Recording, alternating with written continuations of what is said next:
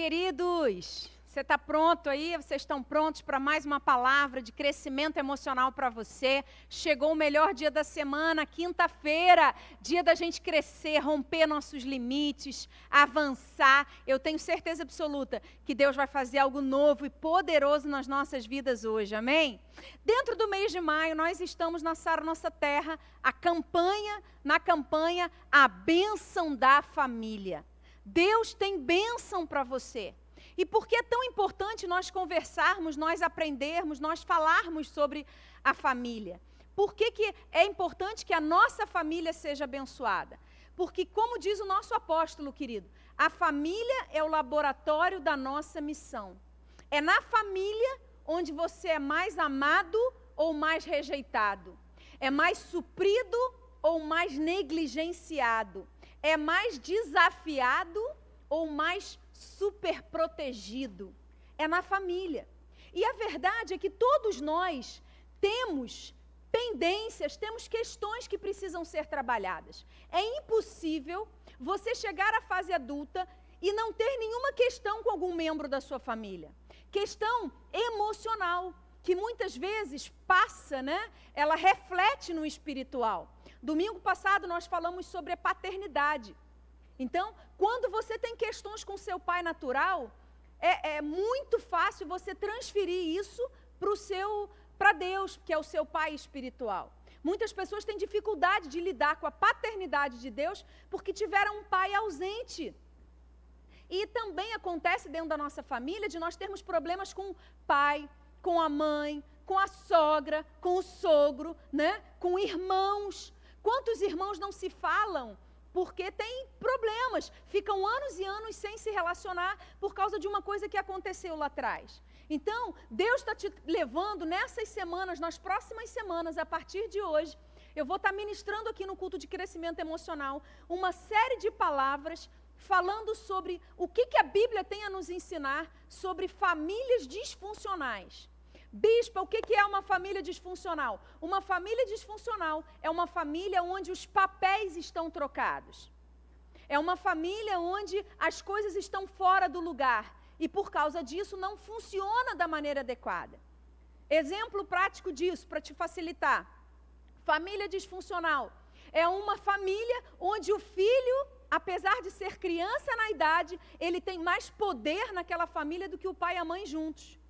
Quando ele grita, quando ele berra, quando ele se joga no chão, o pai e a mãe param tudo e fazem aquilo que ele quer e dão aquilo que ele precisa. Né? Aquilo que ele deseja, nem o que ele precisa, mas o que ele deseja. Outro exemplo de família disfuncional, uma família onde os pais, ao invés de serem os pais que cuidam dos filhos, são os filhos que cuidam dos pais. Os pais são cuidados, são infantilizados e dependem tudo que os filhos façam por ele. Isso, eu estou dando alguns exemplos aqui bem comuns de famílias disfuncionais na atualidade. E a Bíblia é um livro muito atual, porque o que aconteceu na Bíblia milhares de anos atrás é o que acontece hoje na nossa sociedade. E para introduzir essa série de palavras, eu quero ministrar sobre a vida de uma mulher, né? Nós estamos aí chegando no Dia das Mães, próximo domingo. Uma mulher que ela foi tão significativa na Bíblia que ela entra na genealogia de Jesus. Ela é uma ascendente de Jesus. E é interessante porque ela é uma mulher improvável.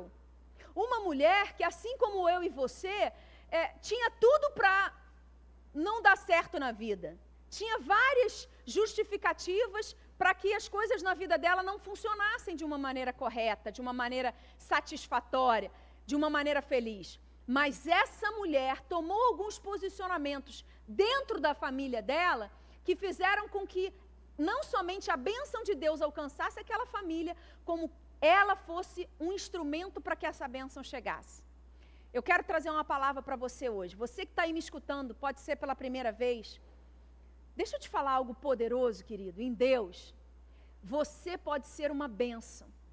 Por mais improvável que você se sinta, por mais insignificante que você se ache, saiba de uma coisa, Deus tem uma palavra para você. E essa palavra vai transformar a sua vida. E você vai ver que Deus vai transformar não somente a sua vida, mas a história da sua família a partir de você. Amém? Abre comigo sua Bíblia em Josué capítulo 2, nós vamos ler inicialmente o 8 e 9, deixa a sua Bíblia aí aberta que nós vamos passear um pouquinho pela Bíblia, amém? Vamos lá então. Josué capítulo 2, versículos 8 a 9, deixa eu te dar o contexto antes disso. Moisés, que era o líder do povo de Israel na época, fala para 2 espias, né, irem até, irem até a cidade de Jericó, porque ele queria tomar a cidade de Jericó, fazia parte do projeto de Deus para eles, para o povo de Israel, tomar posse daquela cidade. E aí Josué fala para 2 espias, ele diz assim, vão lá e vejam como é que está essa cidade.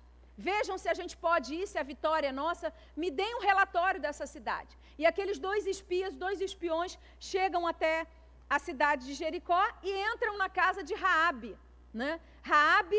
A casa de Raabe era uma casa que ficava em cima do muro, né? O muro da cidade era tão grande, aquela cidade era tão protegida, que a casa de Raabe foi construída em cima do muro da cidade, ficava no alto. E aí a Bíblia diz assim, antes que os espias se deitassem, Raabe foi aonde eles estavam, no terraço da casa dela, e lhes disse, bem sei que o Senhor deu essa terra a vocês, e que o pavor que vocês estão causando caiu sobre nós, e que todos os moradores da terra estão se derretendo de medo. Versículo 11, nós vamos ler do 11 ao 15. Quando Raabe está falando, quando ouvimos isso, o nosso coração se derreteu, todos ficamos desanimados por causa da presença de Deus, porque o Senhor, o Deus de vocês, é Deus em cima dos céus e embaixo na terra. Agora ela faz um pedido para aqueles espias, ela diz, agora jurem pelo Senhor, que assim como eu usei de misericórdia para com vocês, vocês também usarão de misericórdia para com a casa de meu pai, e me darão um sinal certo de que conservarão a vida do meu pai, minha mãe, meus irmãos e minhas irmãs, com tudo o que eles têm, e que livrarão a nossa vida da morte. Então os homens lhe disseram, a nossa vida responderá pela de vocês, se vocês não denunciarem essa nossa missão. E quando o Senhor nos der essa terra, usaremos de bondade e de fidelidade para com você. Então ela os fez descer por uma corda pela janela, porque a casa em que ela morava estava construída sobre a muralha da cidade. Pula agora para o versículo 17. Aqueles homens, eles vão, né? Eles ficam escondidos e eles falam com ela assim, os homens lhe disseram, estaremos desobrigados deste seu juramento que você nos fez jurar, se quando entrarmos nessa terra, você não amarrar esse cordão de fio de escarlate na janela por onde você nos fez descer. E se você não reunir em sua casa seu pai, sua mãe, seus irmãos e toda a família do seu pai, quem sair para fora da casa será responsável pelo que lhe acontecer e nós seremos inocentes. Mas se alguém puser a mão em alguém que estiver com você dentro da casa, nós seremos responsáveis. E se você denunciar a nossa missão, estaremos desobrigados do juramento que você nos fez jurar. E ela disse, que seja assim como vocês disseram. Então, Raabe os despediu e eles se foram. Ela amarrou o cordão de escarlate na janela. Querido, a família de Raabe, por que eu estou introduzindo essa série de palavras com a vida de Raabe? Porque a família de Raabe, ela é muito parecida com várias famílias que a gente vê nos dias atuais. É uma família cheia de homem, mas tem uma mulher no comando. Você conhece alguma família assim? Cheia de homem, mas quem manda é a mulher. Quem toma decisão é a mulher. Quem se posiciona é a mulher. Aqui a gente vê, e o pior, era uma mulher improvável. Por quê? Porque era uma mulher prostituta. Era uma mulher que estava fora do padrão da sociedade. Era uma mulher que estava indo contra tudo aquilo que se considerava normal. Raabe não somente era uma mulher, o que já era difícil se imaginar, né, naquela época, como poder, como símbolo de autoridade, porque a autoridade era dos homens, como ela também era uma prostituta. Primeira coisa que eu quero chamar a sua atenção aqui, para você entender em nome do Senhor Jesus, de uma vez por todas, querido, não importa quem você foi, o que importa é quem você se torna em Deus. Posso ouvir um amém para isso?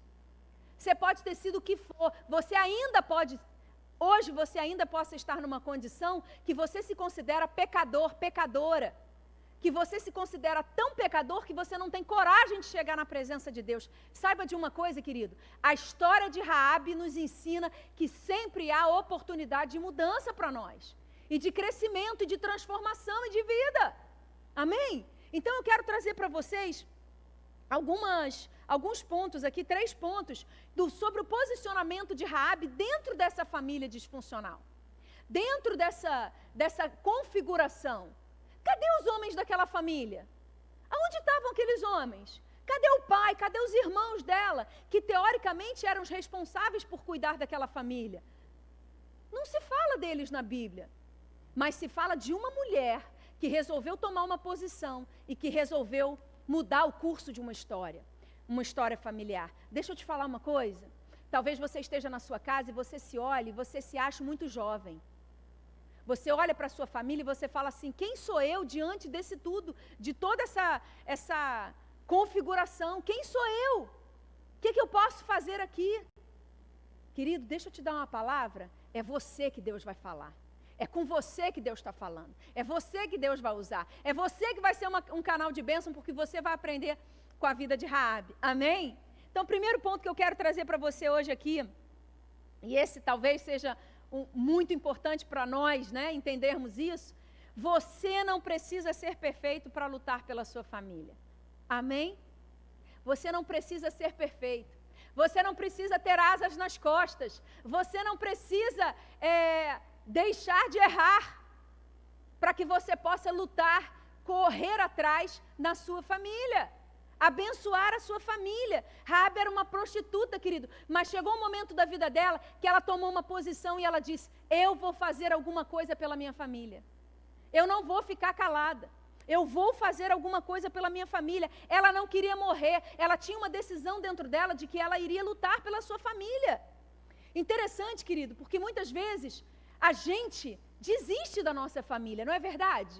A gente olha para a nossa realidade familiar e a gente vê tanto problema, a gente vê tanto embate, a gente vê tanta briga, a gente vê tantos problemas de relacionamento, tantas preferências de uns, tantas rejeições de outros, que a gente olha para a nossa realidade familiar e a gente diz assim, e aí, o que eu vou ser? O que eu vou fazer?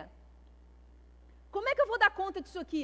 Entrega para Deus que Deus dá conta. E a gente desiste da nossa família. Deixa eu te fazer uma pergunta simples, bem objetiva. Você imagina se Deus tivesse desistido de você? Aonde você estaria? Se Deus tivesse desistido de você, aonde você estaria? Se Deus não desistiu de você e de mim, querido, e por isso nós estamos aqui ouvindo essa palavra hoje, isso quer dizer que nós podemos enfrentar as nossas questões e lutarmos pela nossa família. Deixa eu te falar algo, não desista da sua família. A família é o lugar onde Deus te colocou, sua família, para te treinar, para a missão que Ele tem preparado para você. Às vezes a gente pensa assim, seria tão bom se eu tivesse nascido na família do bispo. Se eu fosse filho do bispo Ricardo, minha vida seria diferente. Se eu fosse filha da bispa Roberta, se eu fosse filha da bispa Lúcia, minha vida seria diferente. Querido, Deus colocou você na família perfeita para você. Porque é ali, por pior que possa parecer, é ali que o projeto de Deus vai se cumprir na sua vida. Ali onde seu caráter vai ser transformado, ali onde você vai ser esticado, ali você vai aprender. Muitas vezes na dor, mas você vai aprender no deserto, mas você vai aprender a ser quem Deus te criou para ser. Por isso nosso apóstolo diz, família é o laboratório da nossa missão. É onde a gente aprende de verdade. Raabe fez o que ela poderia fazer ali naquele momento. E é interessante porque ela não clamou só por si. Ela clamou pela sua família. Todos os seus familiares. E aí eu me lembro daquilo que Deus disse para Abraão. Quando Deus falou com Abraão, Deus falou para Abraão assim, sê tu uma bênção. Tem alguém perto de você aí em casa? Você pode falar para a pessoa que está perto de você? Sê tu uma bênção. E para você que está sozinho, eu estou falando diretamente para você, querido. Seja você uma bênção. Aonde você for, aonde você estiver, seja uma bênção. Raabe decidiu ser uma bênção. Ela desistiu. Agora, ela não desistiu da sua família. Agora, uma coisa importante, deixa eu fazer um parênteses aqui, abrir um parênteses. Muitas pessoas confundem, e nós estamos no culto de crescimento emocional para te ensinar essa diferença. Muitas pessoas confundem o lutar pela sua família com o salvar a sua família. Só existe um Salvador e chama-se Jesus Cristo. Lutar pela sua família significa eu faço o meu melhor dentro das minhas limitações.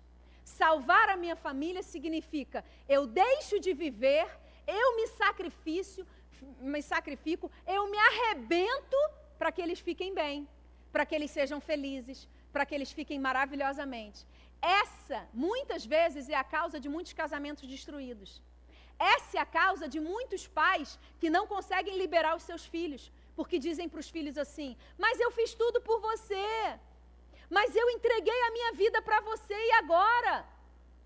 E aí o filho fica preso naquela relação, por quê? Porque ele não tem liberdade, porque ele tem uma dívida com aquele pai, com aquela mãe.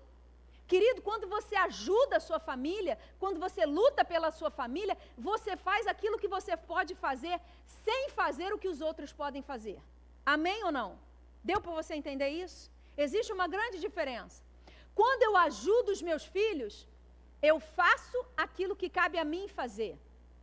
Mas eu deixo que eles façam aquilo que eles podem fazer. Exemplo bem bobo disso. Filhos adolescentes. Eles têm condições físicas de lavar uma louça, de lavar uma roupa, de passar uma vassoura no chão? Sim ou não?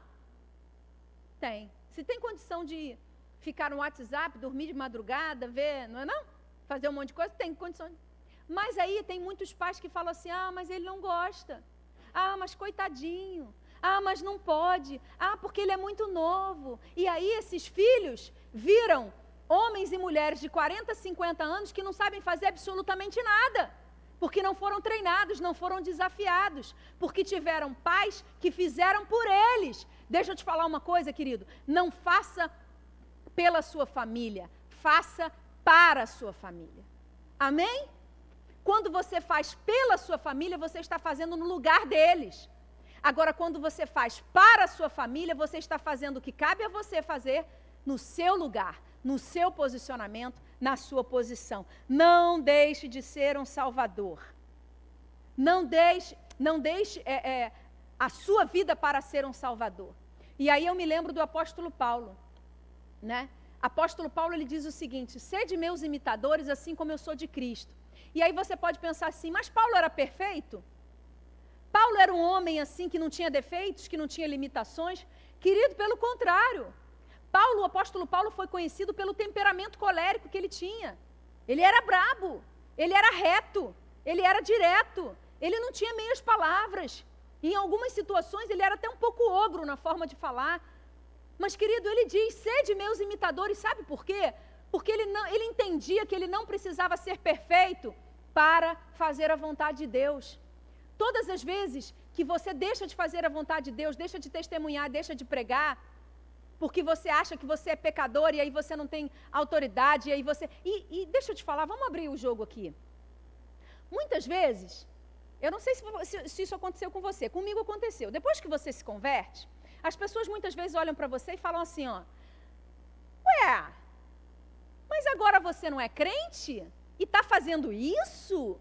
Agora você crente, vai para a igreja?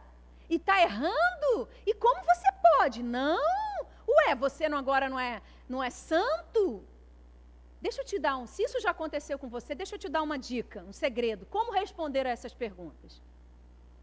Você vai chegar para a pessoa que fala isso para você, vou te falar, querido, em nome de Jesus, é um enviado do inferno para te desestabilizar, tá bom? Aquela, como é que diz o ditado, né? É a chupeta de Lúcifer. A pessoa que vem direto para você, assim, para te desestabilizar completamente. Querido, deixa eu te falar, sabe como é que você vai responder para essa pessoa? Você vai responder assim, é exatamente por isso que eu vou para a igreja.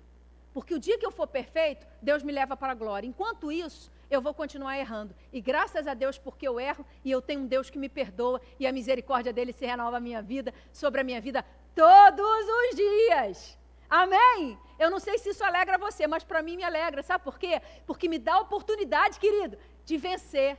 Me dá a oportunidade de olhar para mim com compaixão. Não, isso não me diz que eu posso continuar pecando indefinidamente ou levianamente, mas isso traz para mim temor, porque quanto mais parecido eu quiser ser com Deus, mais eu vou querer ficar longe do pecado, amém? Então a segunda coisa que eu quero trazer para você aqui, que a gente aprende com a Raabe, né? Ela não quis, primeira coisa, ela não esperou ser perfeita, ela era uma prostituta, mas ela lutou pela sua família, ela correu atrás do que poderia ser feito. Ela se posicionou. E a segunda coisa, querido, você pode deixar a dor te vencer, ou você pode vencer a dor e se tornar uma benção. Sabe o que eu acho fantástico aqui? Você não vê nenhum irmão lutando pela Raabe, por ela. Você não vê o pai lutando por ela, você não vê os irmãos lutando por ela, você não vê ninguém naquela família lutando por ela. Mas ela lutou por si mesma e lutou por todos. Ela tinha pai, ela tinha irmãos, e ainda assim aqueles homens todos a deixaram numa situação de vergonha. Dizem os estudiosos que Raabe, ela era uma prostituta, e a casa dela funcionava como uma hospedaria, onde viajantes passavam, onde pessoas eram hospedadas, onde vários homens chegavam ali. A casa dela era aquilo. E talvez você possa olhar para a sua vida e você se vê numa situação de desconforto, de vergonha, de dor, de culpa. E você olha para a sua vida e você fala assim, a minha vida não mudou porque ninguém me ajudou. A minha vida não mudou ainda, eu não consegui alcançar os meus sonhos porque ninguém fez nada por mim. Deixa eu te falar uma coisa, querido. Raabe está te ensinando, está me ensinando. Não espera ninguém fazer por você, não. Você dá conta, vai lá e faz você. Enquanto você ficar esperando os outros fazerem por você, você está perdendo a oportunidade de crescer e vencer. Vai! Faz alguma coisa por você. Raabe lutou por si mesmo e os seus familiares receberam a bênção através da vida dela. Muitas vezes a gente está dentro da nossa família e a gente se acha deslocado, né? Porque nós já erramos. A gente muitas vezes é rejeitado porque nós somos diferentes. Porque nós já erramos, porque nós temos um passado. Porque nós já pisamos na bola. Porque nós temos uma marca, uma cicatriz. Querido, deixa eu te falar uma coisa. Aprenda com o físico. Quando você tem uma cicatriz, que ela foi cicatrizada já, a marca fica, mas ela não dói. E assim deve ser na sua vida emocional. Você nunca vai deixar de carregar as marcas nas suas emoções. Marcas do seu passado, marcas da sua história, marcas do que fizeram com você. A questão é, não pode doer mais. Entendeu? Você pode viver com aquela marca sem ter dor. É isso que Jesus conquistou na cruz para mim e por você. E Raabe me ensina isso. Ninguém lutou por ela, mas ela lutou por todo mundo, querida. Ela fez o que ela poderia fazer. Deixa eu te falar uma coisa. Enquanto você ficar se dando valor pelo que os outros pensam a seu respeito, você não vai ter força interior para vencer a sua dor. Tem mulher... Vamos lá, nós estamos no culto de crescimento emocional, então eu posso falar abertamente. Amém, gente? Graças a Deus por isso.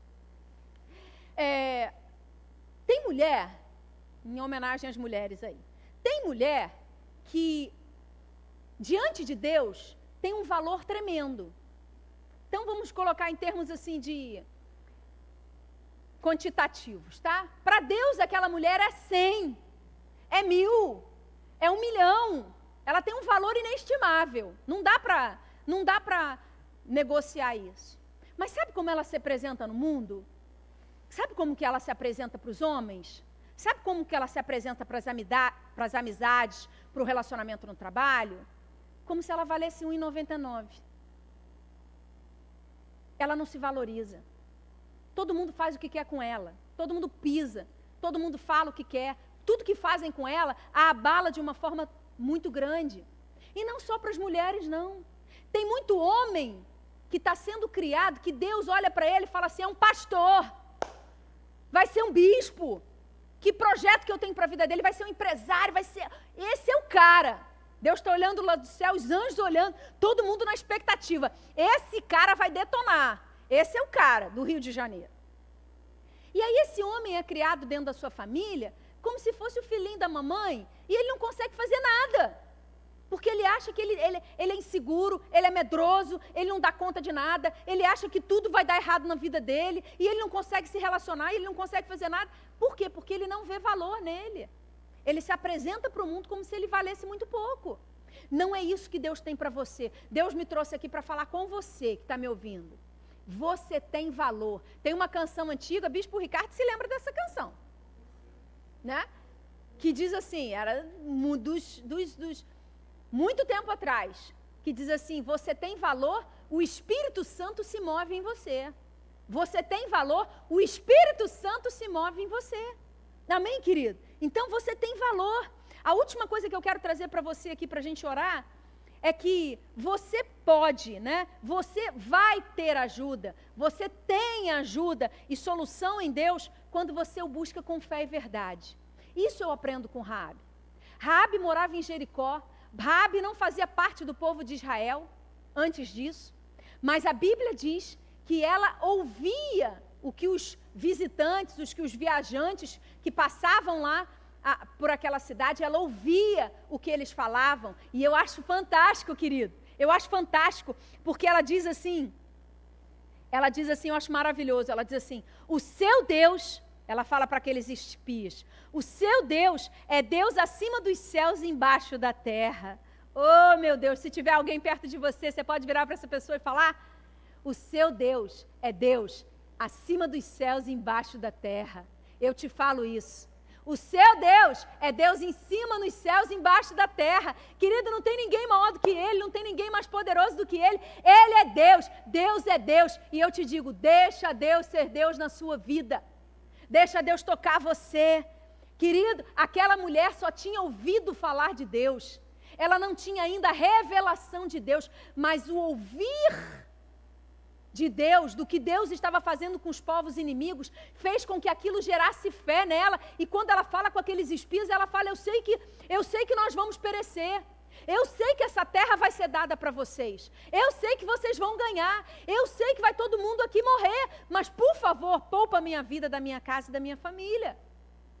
Como é que tem sido o seu nível de oração diante de Deus pela sua família? Você tem clamado a Deus?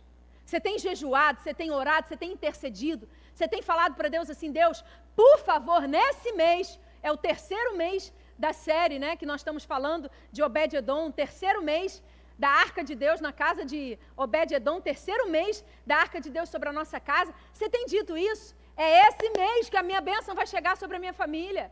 É esse mês de maio, vai acontecer um milagre. Querido, eu acredito em nome de Jesus que Deus pega as coisas mais doidas desse mundo e faz dessas coisas tremendas. Deus pegou a minha vida, eu era uma improvável. Eu era alguém que não tinha a menor expectativa de vida. Mas quando eu me encontrei com Cristo, eu entendi que Deus tinha um propósito para a minha vida. E Deus me fez habitar na presença dEle, na casa dEle. Deus me deu valor, Deus me deu um propósito, Deus me deu entendimento de quem eu era nele. E não quem eu era a partir das minhas experiências do passado, a partir do que as pessoas tinham dito a meu respeito, a partir do que eu pensava sobre mim. Deixa eu te falar algo, querido. Você é muito mais do que você pensa que você é. Sabe qual foi o resultado disso tudo? Sabe qual foi o resultado disso tudo? Josué 6, versículos 22 e 23. Olha que coisa tremenda. Raabe tomou uma posição. Ela pega, amarra o cordão escarlate na janela. E sabe o que o cordão escarlate representa? O sangue de Jesus. É a marca. Deixa eu te falar algo poderoso, querido. Não existe nenhuma cicatriz na sua alma que seja mais forte do que o poder, do que a marca do sangue de Jesus sobre você. O sangue de Jesus é o cordão escarlate, vermelho, que te sela no mundo espiritual, que te marca e que te diz, a partir de agora eu tenho a eternidade com Deus. Raabe, ela estendeu o cordão escarlate e por causa daquele cordão, a vida dela foi transformada. Olha o que diz aí. Então Josué disse aos 2 homens que espiaram a terra: entrem na casa da prostituta e tirem-na de lá com tudo que ela tiver, como vocês juraram a ela. Então os jovens e os espias entraram e tiraram Raabe, seu pai, sua mãe, seus irmãos e tudo que ela possuía. Tiraram também toda a sua parentela e os acamparam para fora do arraial de Israel. Versículo 25. Mas Josué conservou com vida a prostituta Raabe, a casa do seu pai e tudo que ela possuía. Sabe qual foi o futuro de Raabe? E Raabe ficou morando no meio de Israel até o dia de hoje, porque escondeu os mensageiros que Josué tinha enviado para espiar Jericó.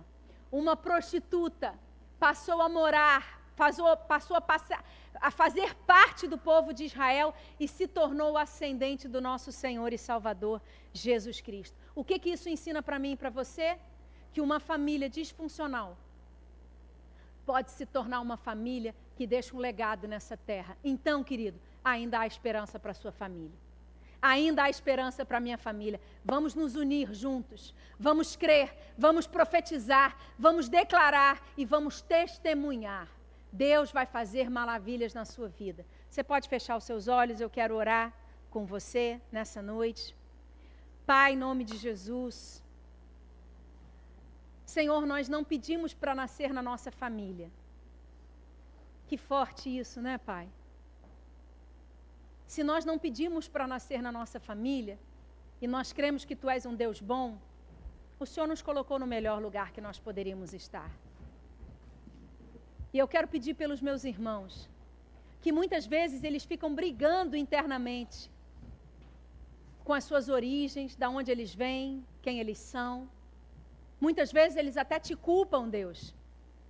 Por que eles nasceram nessa família? Por que a vida deles não foi diferente?